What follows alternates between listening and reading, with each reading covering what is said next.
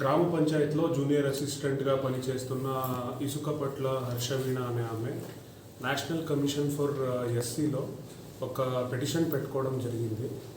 నా మీద దౌర్జన్యం జరిగింది అనేసి ఒక పిటిషన్ పెట్టుకోవడం జరిగింది.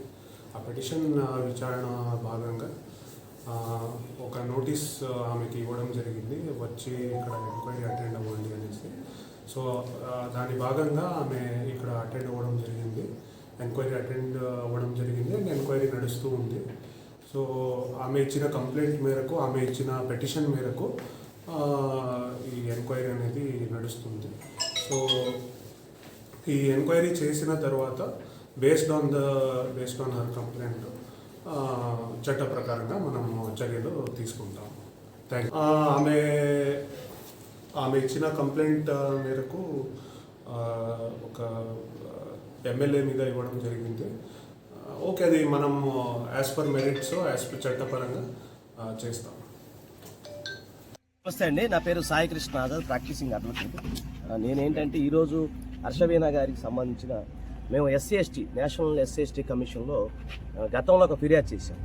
ఎందుకంటే అంతకుముందు మేము చేసిన ఫిర్యాదుకు సంబంధించిన ఏదైతే ఉందో దానికి సంబంధించిన ఫిర్యాదుతో పాటుగా ఎడిషనల్గా జరిగింది వాట్ ఈస్ ఫ్యాక్ట్ అనే దాని మీద మేము నేషనల్ ఎస్సీ కమిషన్లో ఫిర్యాదు చేసాం. ఎందుకు చేయాల్సి వచ్చిందంటే ఇక్కడ రాష్ట్ర స్థాయిలో కానీ లోకల్ స్థాయిలో కానీ కొంచెం పొలిటికల్ ఇన్ఫ్లుయెన్స్ ఉంటుంది అన్న ఉద్దేశంతో అక్కడ మేము ఫైల్ చేయడం జరిగింది. సో మా పిటిషన్ స్వీకరించిన నేషనల్ ఎస్సీ కమిషన్ వారు ఈరోజు ఏఎస్పీ గారికి, మన హెడ్డే సార్కి ఒక నోటీస్ ఒకటి ఇవ్వడం జరిగింది. దీని మీద ఎంక్వైరీ చేయమని చెప్పడం జరిగింది. సో అకార్డింగ్ దట్ నోటీస్ మేము వచ్చాము. ఇక్కడ మా యొక్క ఏదైతే ఉందో మాకు సంబంధించిన అన్ని వివరాలు ఆయనకు ప్రొడ్యూస్ చేయడం జరిగింది. సార్ సావధానంగా మొత్తం విన్న తర్వాత దీనికి సంబంధించిన ఏదైతే ఉందో త్వరలో దానికి సంబంధించిన ఎంక్వైరీ చేయటం కానీ ఏదైనా కానీ చేసి మాకు న్యాయ సహాయం, అలాగే చట్టపరంగా ఏదైతే చేద్దామో అనేది మాకు చెప్పడం జరిగింది. సో ఇంకొకటి ఏంటంటే మేము క్లియర్గా చెప్తున్నాం ఫస్ట్ నుంచి కూడా, మేము ఇచ్చిన కంప్లైంట్ ఏమో బిలో 7 years నేరాలు, జస్ట్ 318 పెట్టేశారు, ఏదో 88 పెట్టేసి వదిలేశారు. అసలు జరిగిన వాట్ ఈస్ ఫ్యాక్ట్ అనేది చాలా డిఫరెంట్. ఎందుకంటే ఒక మహిళని పెళ్లి చేసుకుంటానని చెప్పి మోసం చేయటం కానీ, అలాగే ఒక మహిళ పైన అత్యాచారం చేయడం కానీ, ఇవన్నీ కూడా 63, 64, 69 సెక్షన్స్ వస్తాయి. అలాంటి సెక్షన్స్ పెట్టకుండా కామన్ సెక్షన్స్, ఏదో చీటింగ్ సెక్షన్స్ పెట్టి, ఏదో జనరల్ సెక్షన్స్ పెట్టి చేతులు దులుపుకున్నారు. ఈ విషయం మీద మేము చెప్పడం జరిగింది. దీనిపైన ఇంకా న్యాయపోవడం చేయడానికి మేము సిద్ధంగా ఉన్నాం.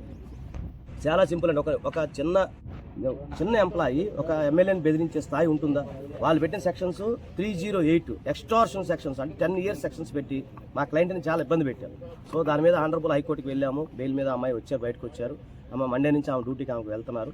సో ఇంకోటి ఏంటంటే దీనికి సంబంధించి కూడా ముందు వెళ్తానికి కూడా మేము న్యాయపరంగా అవసరమైన సుప్రీంకోర్టు కానీ, నేషనల్ ఎస్సీ కమిషన్ కానీ, ఎన్హెచ్ఆర్సీలో ఆల్రెడీ మేము పిటిషన్ ఫైల్ చేసాము, ఎస్సీ కమిషన్లో ఫైల్ చేసాము, అలాగే మహిళా కమిషన్లో కూడా నేను ఫిర్యాదు చేశాను.